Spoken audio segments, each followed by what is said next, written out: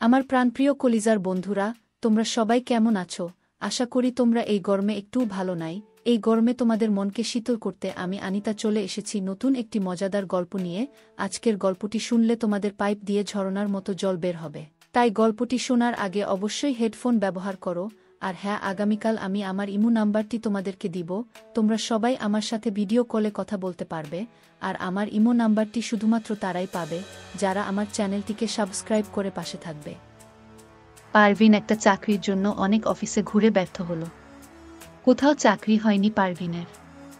একদিন পারভিনের মামা পারভিনকে একটা ঠিকানা দিয়ে বলল, এই লোকের কাছে গেলে তোর চাকরি হবে, আমি বলে দিব। পারভিন মামার কথায় খুশি হয়ে বলল, আমি যাব। তারপর সেই বস পারভিনের ইন্টারভিউ রাতে নিবে বলে ফাইনাল করল। পারভিন কোনো উপায় না পেয়ে রাতেই ইন্টারভিউ দিতে গেল। তারপর ইন্টারভিউয়ের নামে বস পারভিনের সাথে এক রাতে 5 বার ভাবতেই পারছি না।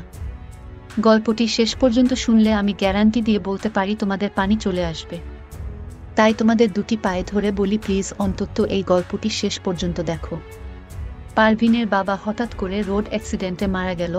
ওর কোনো ভাই বোন নেই, এমনকি সেরকম কোনো নিকটবর্তী আত্মীয় স্বজনও নেই যে ওদেরকে সাহায্য করবে। তার উপর পারভিনের মা খুব অসুস্থ। তাই হঠাৎ করে পারভিনের উপর তার সংসারের পুরো দায়িত্ব এসে পড়ল। সে সবে মাত্র এসএসসি পাশ করেছে। সে জানে না তার এই যোগ্যতা দিয়ে সে কোনো চাকরি পাবে কিনা। সারাদিন বিভিন্ন অফিসে অফিসে ঘুরে ফিরে ব্যর্থ হয়ে অবশেষে সে ক্লান্ত হয়ে তার বাসায় ফিরে আসে।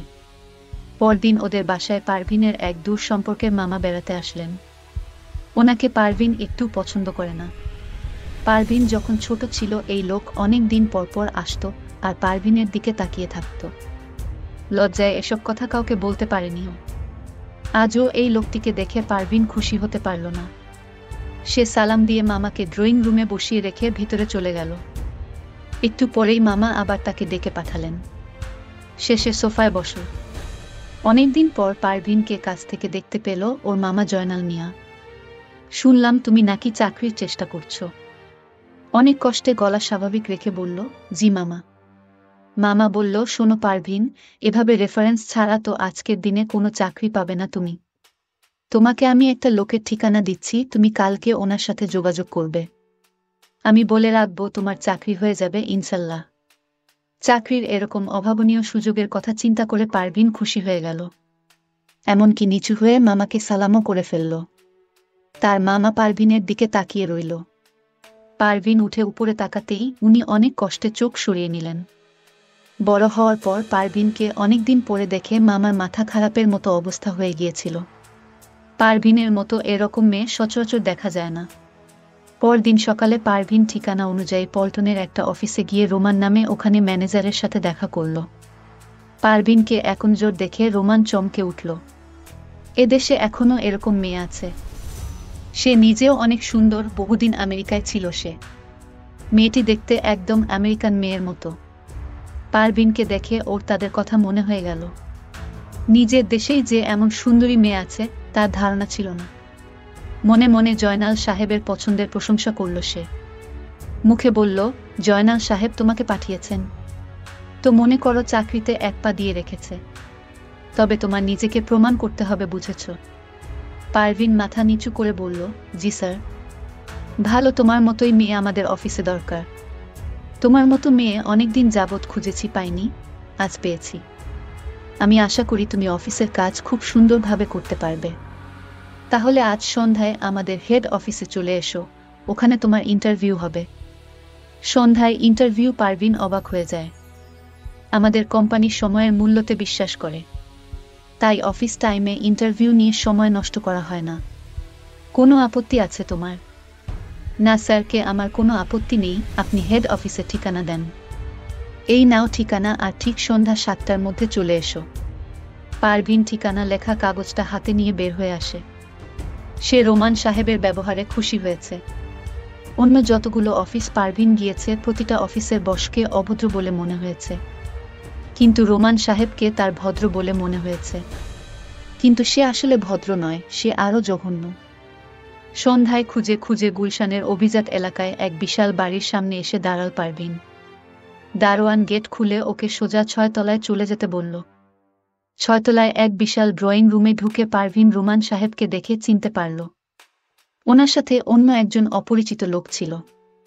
পারভিন দুজনকেই সালাম দিল, কিন্তু দুজনের কেউই জবাব না দিয়ে বলল, এত সম্মান করতে হবে না আমাদের। রোমান সাহেব যেন হঠাৎ সম্বিত ফিরে পেয়ে তাকে বসতে বলল। উনি হচ্ছেন আমার পার্টনার ফরিদ। রোমান পারভিনকে অন্য লোকটার সাথে পরিচয় করিয়ে দিল। পারভিন সোফায় গিয়ে বসতেই ফরিদ উঠে এসে ওর একেবারে পাশে বসল। ফরিদ রোমানের দিকে ফিরে বলল, রোমান, আপনি ঠিকই বলেছেন, পারভিন আসলে একজন দক্ষ মেয়ে। পারভিন কিছুই বুঝতে না পেরে ফ্যালফ্যাল করে তাকিয়ে রইল। ফরিদ আবার পারভিনের দিকে ফিরে বাজে আচরণ করার চেষ্টা করল। এসব দেখে পারভিন চট করে উঠে দাঁড়িয়ে বলল, কি করছেন আপনারা এসব? এই বুঝি আপনাদের ইন্টারভিউ?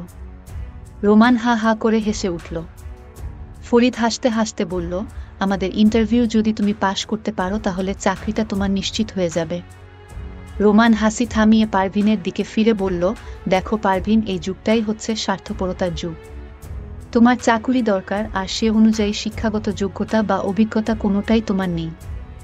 কিন্তু তোমার কাছে একটা কিছু চাওয়ার আছে। যদি তুমি আমাদের চাওয়া পূরণ করতে পারো তাহলে তোমার চাকরি কনফার্ম হয়ে যাবে। এরপর থেকে তোমাকে আর কোনো দিন আমরা তোমার কাছে কিছু চাইব না। আমাদের এমন একটি ব্রাঞ্চে তোমার পোস্টিং হবে যেখানে আমাদের সাথে তোমার দেখা হবে না। ভেবে দেখ, মাসে 25,000 টাকা বেতন। আমি ভেবেছিলাম পারভিন মনে মনে খুশি হয়ে উঠবে, কিন্তু সে হাসল। পারভিন বলল, দেখুন, আমি কিছু দিতে পারবো না। যদি আমার যোগ্যতা অনুযায়ী আপনারা আমাকে চাকরিটা দেন তাহলে আমার খুব উপকার হবে। অফিসের বস বলল, এটা কি মামার বাড়ির আবদার যে চাইলেই চাকরি হয়ে যাবে? তুমি যদি আমাদের কথায় রাজি থাকো তাহলে চাকরি তোমার হয়ে যাবে। এমন কথা শুনে পারভিন খুব কষ্ট পেল।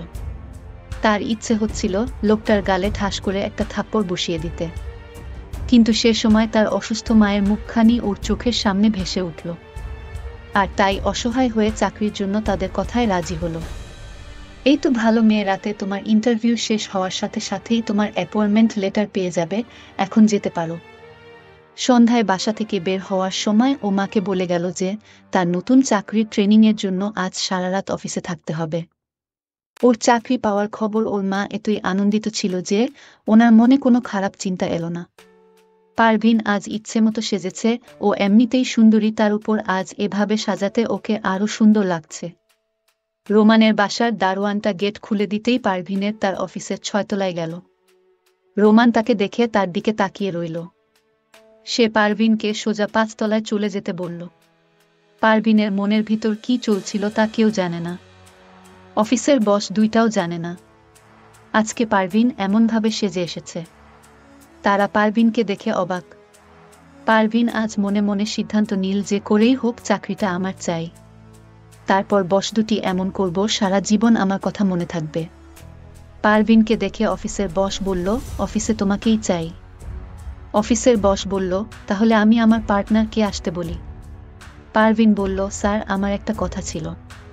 আপনারা আমার কাছে যা চাইছেন সেটা আমি এই মুহূর্তে দিতে পারবো না, আমাকে একটু সময় দিতে হবে। বস আমার কারণ জানতে চাচ্ছে, কি কারণে এই মুহূর্তে হবে না। আমি বলেছিলাম, দেখুন, আমার মা খুব অসুস্থ, আজ আমার বাড়িতে যেতে হবে। এমনও হতে পারে মাকে আজ হাসপাতালে নিয়ে যেতে হবে। বস বলল, তুমি আজ রাতে এখানে থাকো, আমি তোমার মাকে হাসপাতালে নিয়ে যাওয়ার ব্যবস্থা করছি। আমি বসকে বললাম, আপনার ব্যবস্থা করতে হবে না, আমি বাড়িতে মায়ের অবস্থা বুঝে তারপর মাকে হাসপাতালে নিয়ে যাব। বস বলল, ঠিক আছে, আমি তোমাকে আজকের দিনটা সুযোগ দিলাম, কাল রাতে তোমাকে আসতে হবে। যদি কাল না আসো তাহলে তোমার চাকরিটা মিস হয়ে যাবে। তখন আমি বললাম, ঠিক আছে স্যার, আমি কাল রাতে আসব। আমি বাড়িতে গিয়ে দেখলাম মা খুব অসুস্থ। আমি মাকে নিয়ে দ্রুত হাসপাতালে গেলাম। ডাক্তার আমায় পরীক্ষা করে দেখল, মাকে সুস্থ করতে হলে সর্বনিম্ন 4 লাখ টাকা খরচ হবে। আর যদি সে টাকা 24 ঘন্টার ভিতরে না দিতে পারি তাহলে মায়ের চিকিৎসা হবে না আর মাও বাঁচবে না। আমি এখন এত টাকা কোথায় পাবো? আমি মহাচিন্তায় পড়ে গেলাম। আমি কি করব বুঝতে পারছি না। আমার আপনজন বলতে কেউ নেই। আমি এখন কি করব? কোথায় যাব আর কার কাছে এত টাকা পাবো? ভাবতে ভাবতে প্রায় 12 ঘন্টা চলে গেল। আমি ভাবলাম আমি অফিসের বসের কাছে যাব। কারণ তাদের তো টাকার অভাব নেই। তারা আমাকে টাকা দেবে, কিন্তু 4 লাখ টাকা তারা কি আমায় দিবে? আমি তাড়াতাড়ি করে অফিসের বসের কাছে গেলাম। অফিসের বস আমায় দেখে আমার দিকে অন্যরকম দৃষ্টিতে তাকিয়ে রইল। আমি কিছু বলব, সেই সুযোগটা আমায় দিচ্ছে না। আমি বললাম, বস আপনি এভাবে কি দেখছেন? বসের হুঁশ ফিরল। আমি বসকে বললাম, আমার টাকার দরকার 24 ঘন্টার ভিতরে। আমি যদি কাউন্টারে টাকা জমা না দিতে পারি, তাহলে আমার মাকে বাঁচানো যাবে না। আমার পৃথিবীতে আপন বলতে কেউ নেই। আমি আপনাকে বলেছিলাম না, মা খুব অসুস্থ, আজ মাকে হাসপাতালে ভর্তি করে রেখে এসেছি। বস আমার কথা শুনে বলল, কত টাকা লাগবে? আমি বললাম, বস আমার মাকে বাঁচাতে 4 লাখ টাকা লাগবে। বস আমার কথা শুনে বলল, এত টাকা আমি তোমায় কিভাবে দিব? আমি বসের পায়ে ধরে বললাম, বস আমার মাকে শুধু বাঁচান, আমি আপনার সব কথা রাখব। 24 ঘন্টার ভিতরে টাকাটা জমা না দিতে পারলে আমার মাকে বাঁচানো যাবে না, আর তাই বলছি, প্লিজ আপনি একটা কিছু করুন। বস বলল, ঠিক আছে, আমি টাকা দিব এবং তোমার মায়ের সমস্ত চিকিৎসার খরচ আমি বহন করব। কিন্তু তার বিনিময়ে আমি যা চাইব তাই কিন্তু তোমাকে দিতে হবে। আমি বললাম, বস আপনি আমাকে একবার বিশ্বাস করুন, আমি আপনার কথা রাখব, কিন্তু আমার মাকে তাড়াতাড়ি বাঁচান। 4 লাখ টাকা কাউন্টারে জমা দিতে হবে। ঠিক আছে, তুমি কোনো চিন্তা করো না, চলো আমার সাথে। বস আমাকে নিয়ে হাসপাতালে চলে আসলো আর কাউন্টারে 4 লাখ টাকা জমা দিল মায়ের চিকিৎসার জন্য। টাকা জমা দেওয়ার সাথে সাথে মায়ের চিকিৎসার কার্যক্রম শুরু হয়ে গেল। আমি বসকে বললাম, আপনাকে কিছু বলার ভাষা আমার জানা নেই। আপনি যা চাইবেন তাই পাবেন যদি আমার কাছে থাকে। বস আমার কথা শুনে খুশি হয়ে বলল, আগে তোমার মা সুস্থ হোক, তারপর দেখা যাবে। এভাবে 1 সপ্তাহ কেটে গেল আর আমার মা নতুন জীবন ফিরে পেল। আমার মায়ের জ্ঞান ফেরা মাত্রই মা আমাকে জিজ্ঞেস করল, তুই এত টাকা কোথায় পাইলি মা? আমি বললাম, মা আমার অফিসের বস আমাকে টাকাটা দিলেন, আমি না হয় চাকরি করে পরিশোধ করে দিব। মা বলল, তুই চাকরি করে এত টাকা পরিশোধ করতে পারবি? এই মুহূর্তে বস আমার মাকে দেখতে এলো। মায়ের জন্য অনেক খাবার নিয়ে আসলো আর বলল, আন্টি আপনি কোনো চিন্তা করবেন না, আমি আপনাদের পাশে আছি। যখন যা প্রয়োজন আমার কাছে বললেই হবে, আমি দিয়ে দিব। আমার মা তখন কান্না করে বসকে বলল, আমার জন্য তুমি যা করেছ তার ঋণ আমি কিভাবে শোধ করব? বস বলল, এ নিয়ে আপনার চিন্তা করতে হবে না, আজ আপনাদের ছুটি, আপনি এখন বাড়িতে যেতে পারবেন। আমি ডাক্তারের কাছ থেকে আপনাদের ছুটি নিয়ে এসেছি আর আপনার 1 মাসের ওষুধ কিনে দিয়েছি। আমি মনে মনে চিন্তা করতে লাগলাম, আমার অবস্থা কি হবে? বসছে কিসের লোভে পড়ে এত সেবা যত্ন করছে মাকে, তা আমি ভালো করেই জানি। আমার তো খবর হয়ে যাবে। বস আমায় বলল, কি চিন্তা করছো? এখন আর কোনো ভয় নেই, তোমার মা সুস্থ হয়ে গেছে। কাল তুমি আমাদের অফিসে এসে ইন্টারভিউ দেবে। আমি বসকে বললাম, আমার আর ইন্টারভিউ লাগবে না, আর বাহানা করার কোনো দরকার নেই। আপনি যা আশা করছেন তা আপনি পেয়ে যাবেন, আর আমি চাকরিটা পেলে ধীরে ধীরে আপনার টাকাটা পরিশোধ করে দিব। আমি জানি এত বড় উপকার কেউ আমায় করবে না, কিন্তু আপনি আমায় করলেন। আমি টাকা পরিশোধ করলেও আপনার ঋণ আমি কোনো দিন দিতে পারবো না। বস বলল, ঠিক আছে, আজ রাতে অফিসে চলে এসো। আমি বললাম, ঠিক আছে, আপনি অফিসে যান, আমি আসব। আমি বুঝতে পারছিলাম আমার সাথে কি ঘটবে, কিন্তু আমার এই কাজ করা ছাড়া কোনো উপায় নেই। আমি রাতে মাকে ওষুধ খাওয়ায় আমি মাকে বললাম, আজ রাতে আমি ফিরতে পারবো না, কারণ অফিসে অনেক কাজ আছে। আমি রাতে বসের কাছে গেলাম। আমি বসকে বললাম, আমি আপনার সমস্ত আদেশ মেনে চলার জন্য প্রস্তুত, আপনার যা খুশি আমাকে করতে পারেন। বন্ধুরা, ভিডিও মাঝখানে একটা কথা বলতে চাই, আমি তোমাদের আনন্দ দেওয়ার জন্য খুব কষ্ট করে ভিডিও বানাই, তাই তোমাদের কাছে অনুরোধ থাকবে অবশ্যই এই ভিডিওটি দেখে একটি লাইক করবে এবং সামিয়া ব্লগ চ্যানেলটি সাবস্ক্রাইব করে পাশে থাকবেন।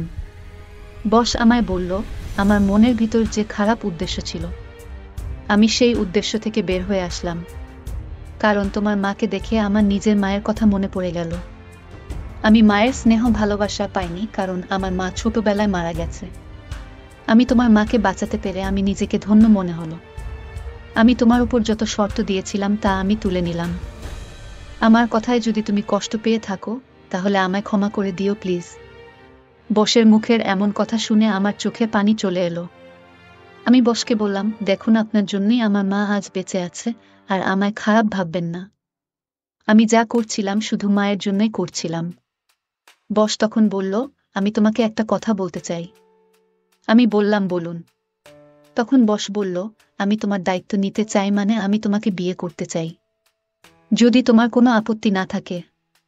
আমি বসকে বললাম, আপনি কোটি কোটি টাকার মালিক, আপনি আমায় বিয়ে করলে আপনার সম্মানহানি হবে। বস তখন বলল, দেখো আমার মা নেই, তাই আমি তোমার মায়ের সেবা করে যেতে চাই, প্লিজ তুমি না করো না।